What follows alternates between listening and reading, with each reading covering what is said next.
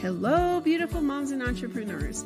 My name is Charisse Walker, and I'm your host of the Unbreakable Mompreneurs podcast. This is a place where we come together to learn, grow, and inspire.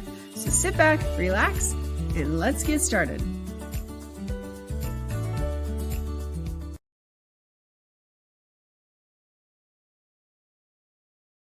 Hello, Unbreakable Mompreneurs. My question for you today is, are you thinking of starting a business, or you have started a business, but you want to grow that business into a thriving multi-six-figure, seven-figure business? Well, today's your day, because Sandra Kemayou is going to talk to us, and she has coached over 1,000 different women on how to scale and start their business. And so my name is Charisse Walker, your host. And Sandra, without further ado, why don't you introduce yourself to us? Hi, Charisse. Thank you so much for having me on your amazing podcast. Hi, guys. My name is Sandra Kemayou.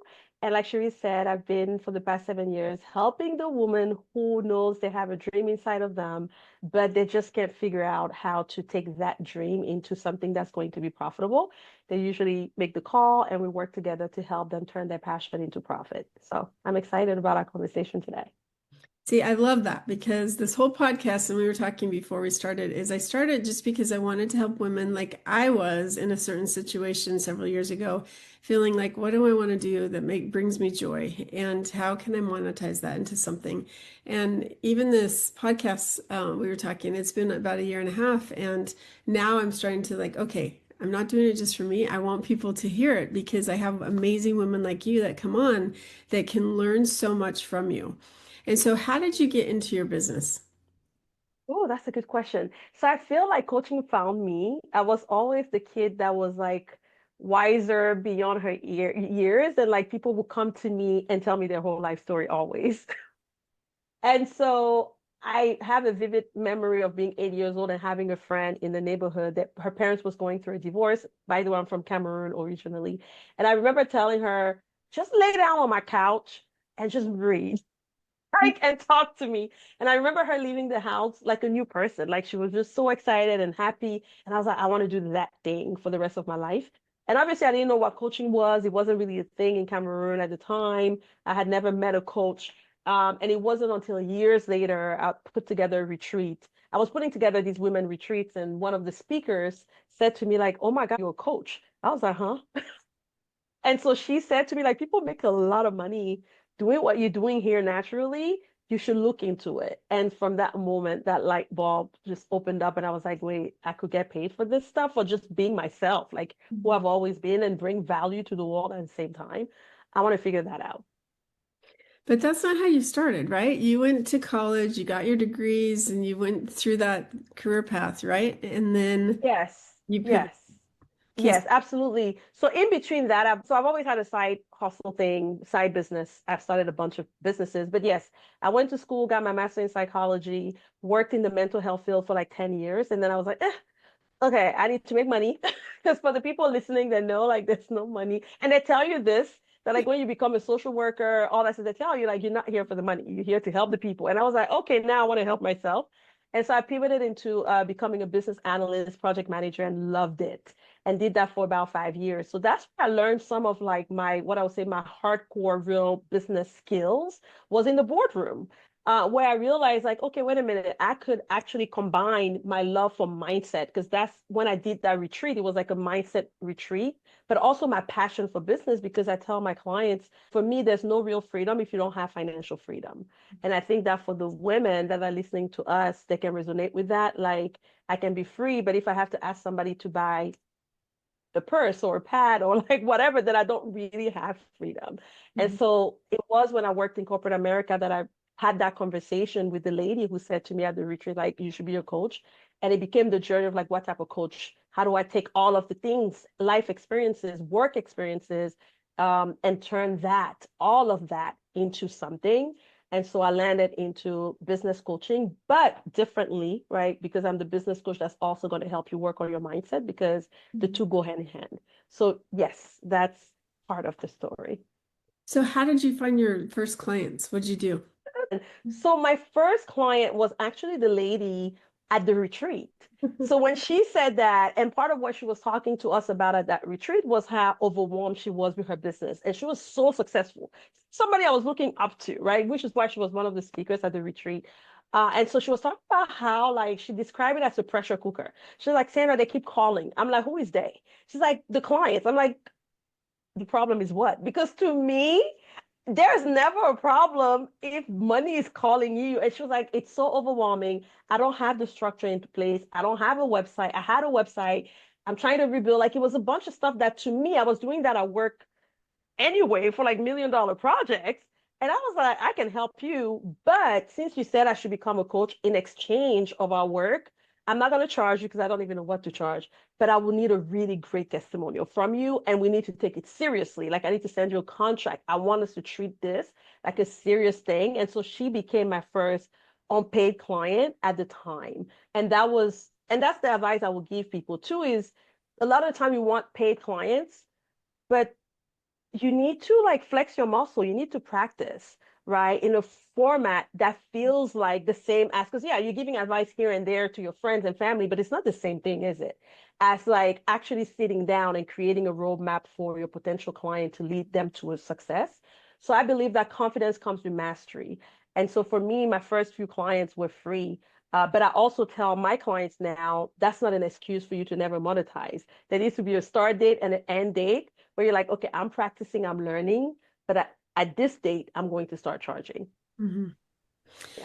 And I love that you did that because there's a lot of people that they don't know what the heck they're doing. They charge a ridiculous amount of money. There's no system or process set up. And then the people that they're helping, it didn't work. And so now they're out earning a ridiculous amount of money, speaking from Yes. experience. And they're bitter and they're angry and they don't want to even talk to that person or see them ever again. And so, Mm. um, but if you're starting out and you're providing value, you're improving yourself and they're getting testimonials, like it's a win-win situation because they're giving you feedback like, yeah, that's working, no, that's not. And then you can charge once it's a proven system. So that's So, and good. with confidence, right? You don't feel like an imposter. A lot of people Yeah. talk about feeling this whole imposter syndrome thing. And I say to myself, like, a little bit of it makes sense, I guess, because it gives you the edge. It makes you always prepare and all that kind of stuff. But I'm like, but what is it rooted in? Because if you know what you're doing, because you are doing it every single day, whether you, and I tell clients, don't wait, again, don't wait to have a paid client. Practice your stuff. I've done it in the mirror. I've practiced in front of the mirror. I've practiced for my kids. Y'all sit down and let's role play this stuff. Like really practice with expectation because confidence will only come with mastery. A lot of the time, a lot of people teach you to fake it until you make it, which then you're charging this crazy amount of money. You don't feel confident. You don't know what you don't know, and you are messing up your reputation in the long term and the long run. Because believe it or not, if you work with 10 clients back to back to back and nobody has results, it does something to you. Yeah. It really does, right? So you are messing up your own future by not taking the time to prepare yourself. Again, I'm not saying that because I've also met clients who have been preparing for 10 years. Like that's procrastination, that's fear. So we need to have an end date for this trial preparation period and being honest. Right? Like even when you start taking money and stuff, telling clients like, listen, you are my first paid client.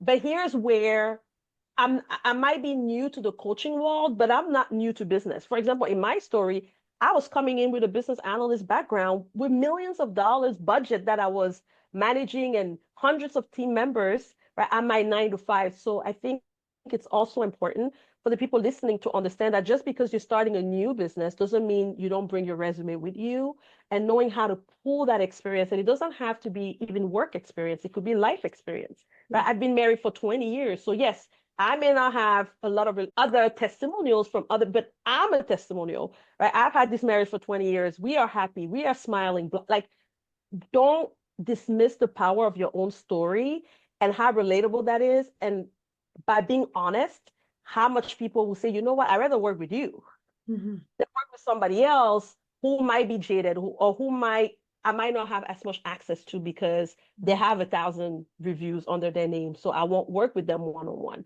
So I'll take a chance on you because it's going to be this thing where you care more because I'm your first or your second. So leading with authenticity and knowing how to bring that information, like bring your story with you when you're building your business, I think is critical. I love what you said, but I got to be honest, I can't get over the fact that you said you've been married for 20 years because you look like you're like in your Not young me. 20s. No, no, not me. I've been married for 16 years. I was giving an example. Still, I've been married for no, 16. Not but still, you look so young. And so I'm like, what? How old is she? you. Thank I was you. totally I got married saying, young. I got married young too, to be fair. I got married at like 21. So yes. and you say, Yeah. I got married at 19. So that's Oh, young. see? See? No, still not married to that person, married to a different person, but yes. Okay. Okay. Okay. Yep, I love that. Okay, so let's talk about the business side. How do you tell when you're coaching people, how do you help them set their business up so that they have the systems in place so that they can then move to the next stage? Yeah, that's a good question. I think we are probably one of the few, I would say, coaching companies that build everything for our clients in terms of systems. We didn't start that way. We started doing what everybody does, which is I'll show you how to do it. So if I tell you you need a funnel, you're watching a video of me building a funnel and then you copy it, right? That's the typical coaching industry group coaching format. And then I had a client of mine, Nicole, who got so frustrated watching the video. And I think I'm a good teacher, right? But she got so frustrated that she broke her screen of her laptop. And Oh, when she told me that, I was like, okay, like, wait, what? Like, you got that mad? She said, yes, because she couldn't figure it out. And I said, that makes sense. You wanting to be a coach, not a funnel builder, not a marketer. Like, that's not what you wanting to do. And so, although that might come easy to me or my team, this might be, I don't want that to be the reason why you don't actually go and become a coach or become an entrepreneur and create the impact you were meant to create. We can do it. It's fun for us. My team can do it. And so we build the whole, they don't have to touch a single system at all when they work with us. We build it. And I also believe that if you don't have automation, you don't have a business, you have a job. mhm. And so a lot of people are building these things that are going to exhaust them.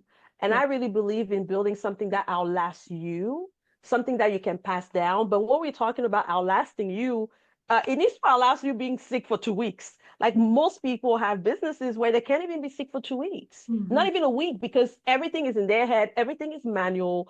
And to me, that's not a business. And so we build out automation because to me, that's what takes me from a hobby to like I have a real thing, right? And so yeah, we build it.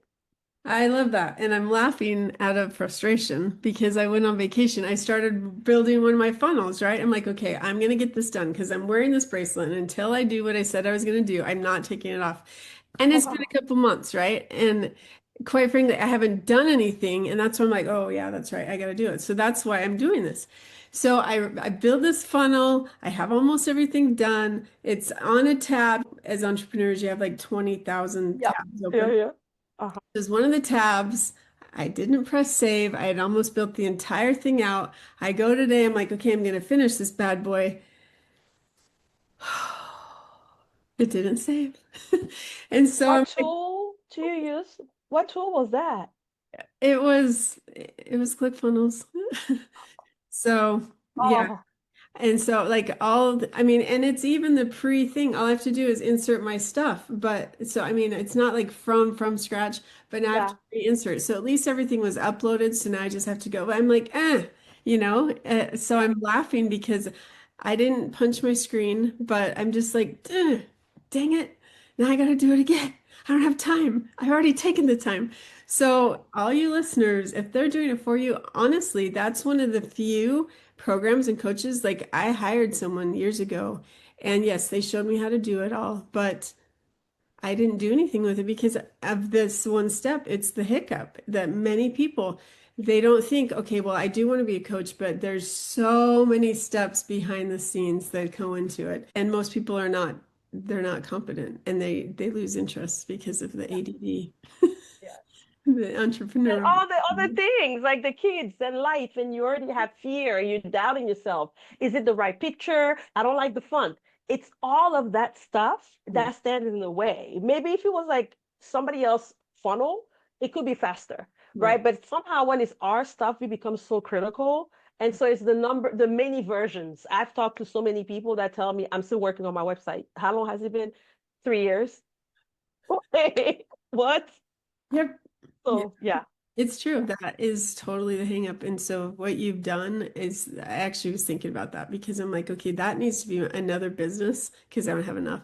But that if I just do the done for you part of it, I mean, I could be blow it up and be a multimillionaire just because people don't yes, want to have to worry about that step.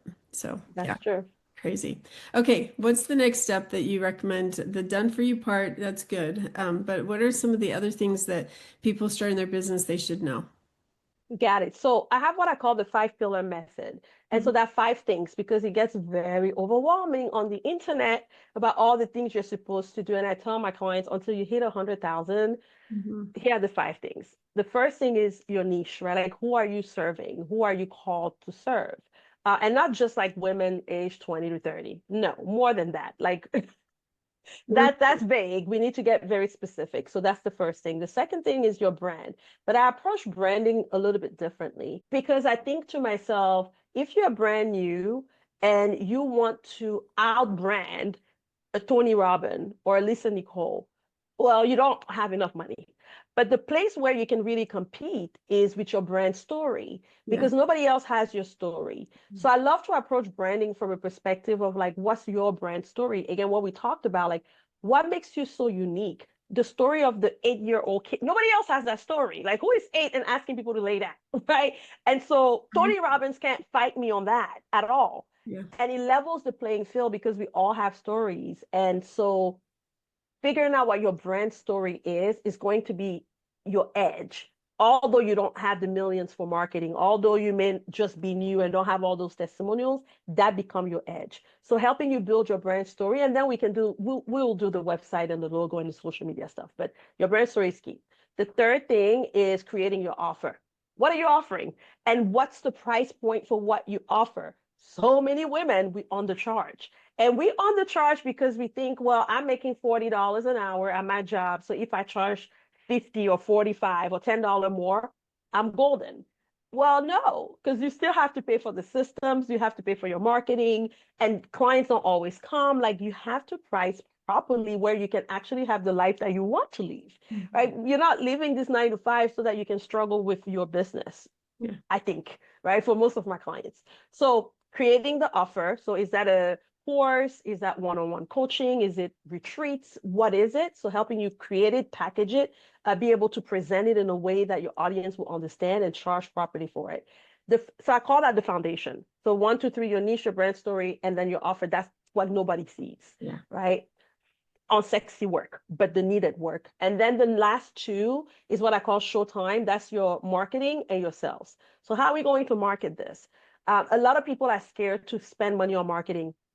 I don't understand because people will spend $5,000, $10,000, $15,000 hiring a coach, but then won't want to spend $1,000 on ads or Yeah. even $150 on the software to run their business. And Mhm. I'm like, how does that make sense to you? Like you have to market. Some people are really good at organic marketing. Most of my clients are not. Most Mhm. of the women that come my way are introverted women that have this quiet, powerful, giant thing about themselves. And they're not the ones saying, hey guys, this is me. I'm on a podcast. Like that's just not the women that we work with, right? There are women that are serious about creating impact, that's super smart. But Yeah. the whole like free marketing thing, not their superpower. Plus, when you are new, trying to come up with different content when you are brand new is very difficult. So I'm a proponent of paid marketing because I tell people if you want to go fast, run some ads. Yeah. Okay. So paid marketing, and then we support it with some organic strategies. But then it's not overwhelming. You can start your business while you're still working your 9 to 5 that way. So marketing, figuring out the marketing strategy. And the last thing is sales. Nothing happens until you sell something. And so I've worked with people that have 1, 2, 3, and 4, but then they don't know how to sell. Just coach a client last week who had everything else. She had the website, she was doing retreats, all the things, but selling. So we had to teach her, we have a sales blueprint, and we had to walk her through that role play and help her, even with the pitch and the opening and all that stuff, because most of the women I talk to, selling is not their superpower at all because we've not been taught Yeah. how to do it. So those are the 5 things, the 5 steps that we walk our clients through. I love that. I was talking with someone yesterday and she's super successful, $100 million+ Nice. in her business, done several different things. So she's been doing it a while. So she has a list, she has the organic and stuff. And I said, "Oh," she goes, we're launching and tomorrow's the pitch." And I said, "Oh, okay. How many people have come to your webinar?" She goes, "Well, we had 14,000 people sign up." And I said, "Okay, Wow. he actually came." She goes, "Only 1,000." And Mhm. listeners, you got to understand, it's all about the numbers. You got to get people Yes. with them. And out of Yes. that 1,000, and Hmm. probably 200 will finish off on the third Hmm. day. But Hmm. the interesting thing was, she goes, "I spent $60,000 to get those 14,000 people sign up." And first of all, you now have their emails. And so that's Yes. a good thing. But Yes. it's somebody, my point is somebody who has sold over $100 million worth of, like, plus, maybe it's 200 by now. I don't know. It's a Yes. lot. She still spent Hmm. that kind of money to get a new list Yes. and new Yes. people. And so Yes. that's the part that I think we always have to be thinking is, even though you have this, you continually have to invest so that you can actually get more people and get the people that you need that are for you. So yeah, Hmm. investing, and I love that as well. It's because there are perspectives. People will spend 25, 30, $50,000, $200,000 on coaching, and you're right. They don't want to spend $150 to get this product done or to do ads. Oh, wait, what? Like how? This must be I said, all it costs you to run your business. And we have a one size fit all kind of tool where like you run your whole thing with just one tool. Um, I used to need six. I had ClickFunnels. I'm not gonna name all of them, but I six different tools. It was costing me almost $1,000. Yeah. One tool for $150, and we set it up for you, and you want to fight. This is the hill you're gonna fight. Like this is the thing. Come on, like no, but it happens. And I think maybe it's a mindset thing. Maybe it's a thing of like, holy cow, like I'm here. Like when there's so many steps, Yeah. it's one thing. But Mhm. then it's like, whoa, like there's nothing standing in the way now. I got to self-sabotage to let me hang on something. Yeah. And I'm going to hang on this 150 thing or like this $1,000 on marketing. That's going to be the thing because I can't be honest and say, I'm terrified. And Yeah. I've always been terrified. And it was easier to say it was the wrong coaching program. It was easier to blame my unsupported family. It was all the things. And you've removed all the things. I got to pick something else because it cannot be 150. Like I look, I'm like, Oh, that's, yeah. yeah. It's so interesting. I love that. So, how do you help people pass that, the mindset part, where they might not recognize that they are self-sabotaging and they're afraid to take the next step because of the success that's waiting on the other side of that door? So what we've done, because I used to be like, well, listen, it's life because most people, not most, but a lot of people that will start, and I say this to all coaches because sometimes as a coach, you you take the success of your clients as yours, right? Like that's where you have the testimonials. And you also can take their failure as yours. Like the good coaches end up like, is this something I did? We do that sometimes. And so I had to tell myself, well, look at schools. Like the number of people that start at Yale is not all that complete, right? Like all of us start in January, we want to go to the gym, and then 2 weeks later we quit. So people do quit on themselves. And so some people will quit in your program. That's life. However, what we started doing recently that has really worked well for us is actually having a graduation party for our clients. Nice. While as before, the program is 90 days. Once you're done, you're done. Congratulations. Bye. Right? You either stay with us or bye. What we did now is when you join, we pick a graduation date. And everybody in the company is aware of that graduation date, and we work towards the graduation date. A week before graduation, we send you an email. You get to invite your family. We send you a gift, and it's a cap and a little surprise, and it's the whole thing. We get on Zoom. The team is there. Last week, we had somebody bring her husband and her daughter, and they wear their cap, and it's the whole thing. And we have like a video snippet of where they started, all the things they've accomplished, because all the calls are recorded and everything they've done up to this point. We've seen that by doing that, we went from a completion rate of like 40% to 100%. Wow. Because I work with high achieving women. So, Yeah. if you give us a date, And you meet at an appointment where other people, we might not show up for ourselves. But like you mean to tell me that other people coming will show up for others, right? And so we find that it makes it so much more difficult for them to give up after the program because now the husband is saying, babe, I'm so proud of you. So like now it's like this pressure, good pressure to not just graduate, but now you're accountable to doing something with that. And that has been such a game. I wish we had thought of this 7 years ago, but that has been such a game changer for my clients and our business. I love that. I used to teach college, and I would teach them like there was eight, well, they're not semesters, terms, I guess. Mm-hmm. Quarters. That's what they were called. And so the first quarter, I would teach them all about life skills, introduction, how to study. And then, Mm-hmm. throughout there, I'd teach them English. I'd teach them sociology. I'd teach them, like, I taught 7 different classes. And then the very last one was this graduation type, get your resume done, interviewing, Yeah. like, here you go, here's your portfolio. Yes. And I remember, like, my very first class, I would say, I want you to look to your left. I want you to look to your right. One of you will graduate statistically. Like, if you were to go to a Mm. traditional university, it's a 30%. That's it. Yeah. And so I said, I'm not telling you that to discourage you. I'm telling you that to encourage you so that you can actually decide for yourself, I'm going to finish this class. And I will Yes. tell you, in that class, I had 100% completion every single time. And so I think that it's making sure that people believe in themselves and yes, Yes. encourage each other. Like, let's get together, let's talk, let's Yes. do all this Yes. stuff. Now, when they went to other quarters, I can't speak to that as much, but Yeah. that class I had 100% retention all the time. And That's amazing. but that's to your point. It's that making sure that people can understand. I don't want to be that 30% or that Yes. 60% basically, or Mm-hmm. 67%. I want to be the ones that finish. And Yes. success, once you start doing that, like the little wins and the little wins, you start to grow Yes. confidence. Whereas if you do Yes. it by yourself, speaking from experience, and you're like, dang, I didn't finish that, or dang, I didn't do Yes. that. Now I'm just Yes. a loser. Yes. Yes, and you are so right. Oh my gosh, like that, you remind me of when I decided, you know what, I'm tired of talking about starting a business. Like I'm tired of talking about it. I don't want to do that anymore. Every year, like I'm put that on a vision board. I was like, I'm so tired of it.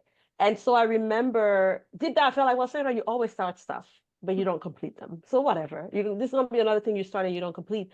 And I remember talking to God and say like, "Oh, I need help. Like I need to figure this thing out. Like give me something because I want my business to pop." And he said to me, "I need you to walk. The only thing I'm gonna ask you to do is I need you to walk every morning." I'm like, first of all, that has nothing to do with funnels, has nothing to do with social media. I'm not gonna find my clients at 6 a.m. walking. This makes no sense. Okay. But I was like, let me be obedient. And what I realized, because I hate working out. Yeah. So what I realized every day for like 9 months, all the thoughts around, well, did he really say walk every day? It's kind of cold. Who walks when it's raining? Like it's raining. God wouldn't want to, like all the things, Mhm. I will hear it every morning and I have to overcome it every morning and walk.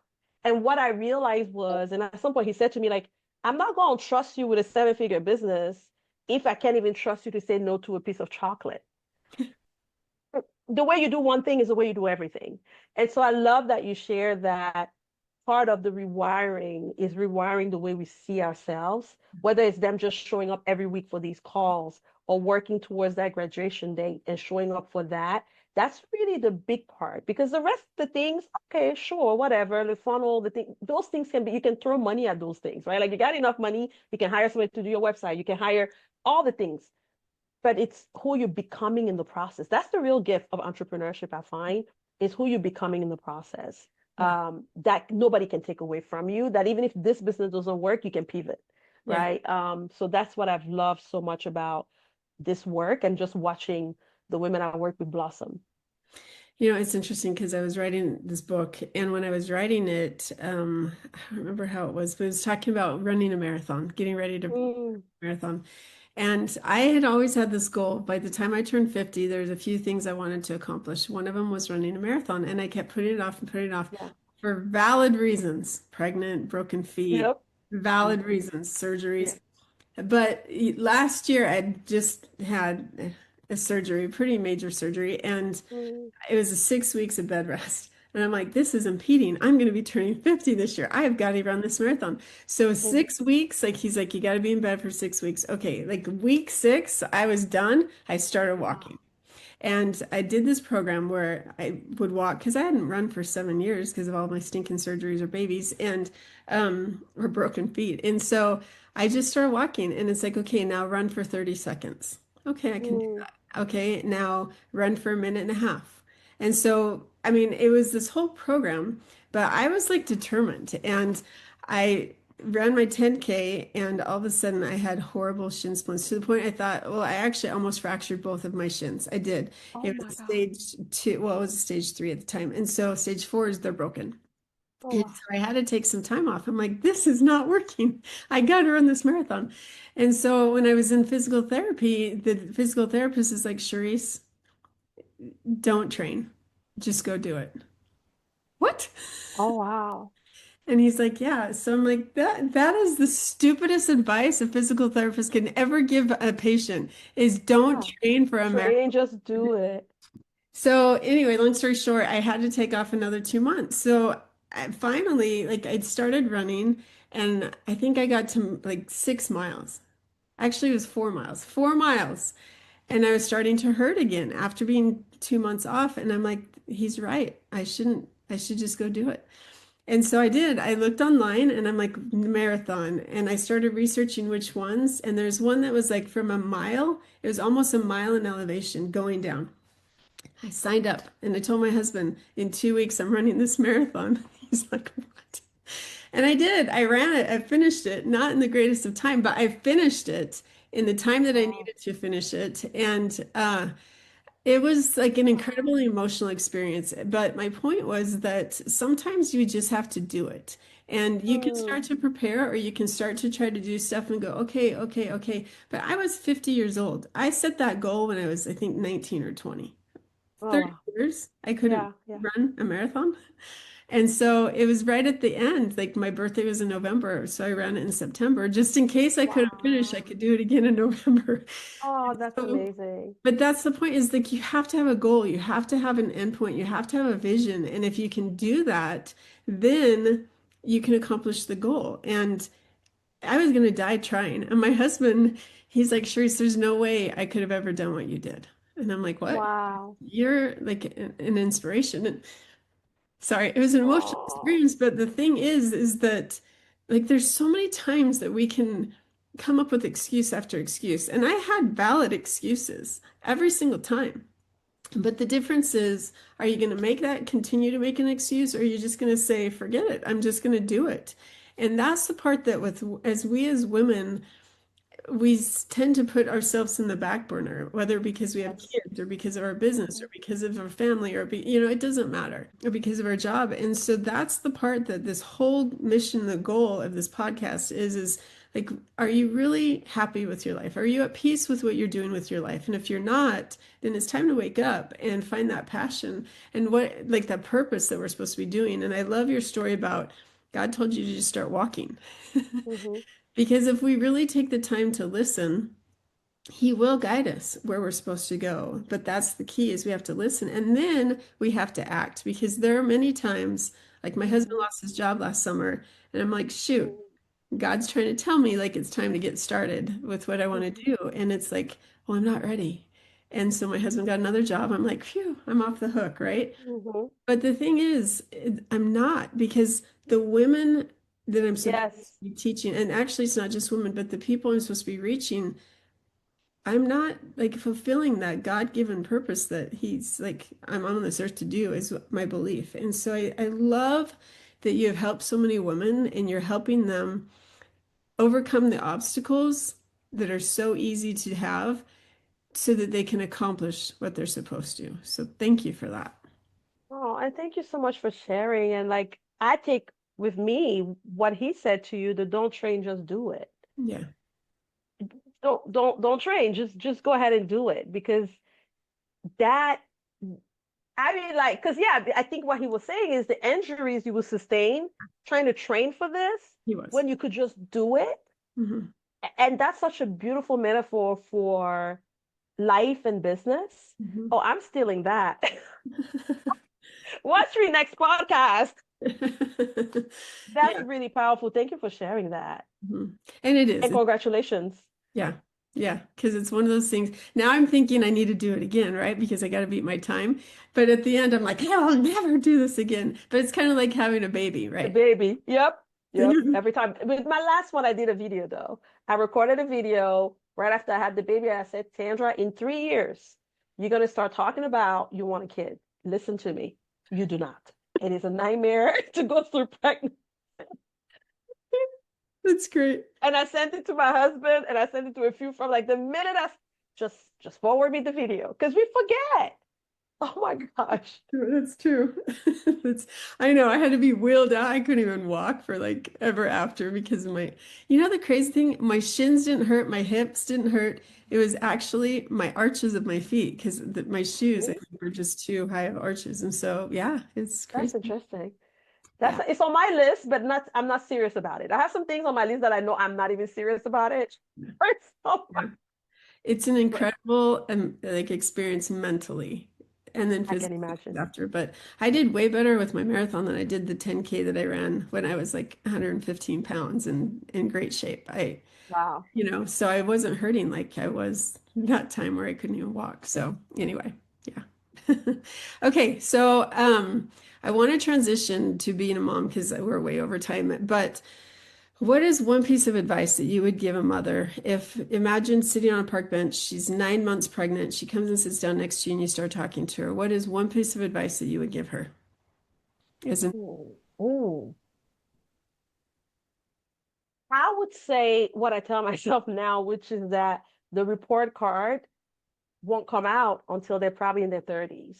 yeah. I think because I think it's important to have the long view when it comes to motherhood. There's a lot of stuff. Soft parenting is in now and it was this before and all that kind of stuff, right?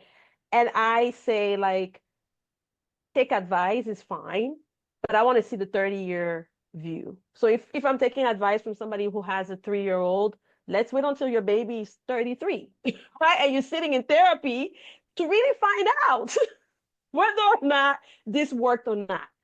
Because as a new mom, people will share all this stuff. Yeah. And a lot of the time, you then start doubting your own intuition and voice. And I really believe that God trusted you with this child, you specifically with this child for a reason.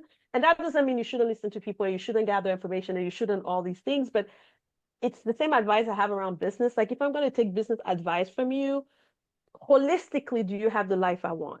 Yeah. So not just like, do you have the business I want? Because that's cool. But if you don't sleep at night and if like everything else fell apart in the process, do I want to pay that price? And so holistically, the person giving you the advice, sometimes it's your mother-in-law, and you're like, but I'm dealing with your son and I don't know. I want to take the advice. We're fixing some of the things, right? Some of the trauma, we're trying to fix it in our marriage now. And so I say really holistically look at it and say, fair point, but does it make sense for me? Is what I would say because even now giving advice, I'm like my report card is not out. My oldest is 17. Who knows? I'm thinking I'm doing great, girl. We might be 20 years from now. He's like, you missed this and that and the others. I'm very wary to even ever really give advice because I'm like none of us know Yeah. really truly. We know our intention. I know my heart. I know that I'm trying to do my best, but how that reads to them, I won't know for a while. I love Oh, that. And that's true. yeah, That's true. yeah. Because you're I doing the won't. best that you can, and if you're teaching them those correct principles, and they're there, but they might be stupid and making some dumb, in my opinion, some dumb decisions. But in their Hmm. opinion, that's the road that they need to be taking to be able to get to where they need to go. So, yeah, Absolutely. great advice. Thank you. Yeah. Well, if our listeners wanted to find you, how would they do that? Awesome. So if you wanted to find me, my website. So it's my first and last name, sandrakemayou.com, has all the information on how to find me on social media, the books, the coaching, all that stuff is housed under the website. And that will be in the show notes as well. So we'll have that there. Well, Sam, Thank you. thank you so much for being on. Thank you so much, Charisse. It was such a pleasure. Thank you for having me on. No, it was great. And moms, Unbreakable Mompreneurs, I hope that you took some advice. For me, it was making sure that you're doing what you need to and like taking action and getting rid of the obstacles. And don't be afraid to spend some money to get where you need to go, especially if you've hired expensive coaches. So go out and make it a great day. Beautiful moms, remember, you are unbreakable. Keep illuminating the world with your strength, pursuing your dreams, and reveling in the splendor of motherhood. This is Charisse Walker, bidding you farewell for now. Stay tuned for more empowering conversations on the next episode of the Unbreakable Mompreneurs podcast. Until then, keep shining bright. Signing off with love, Charisse Walker.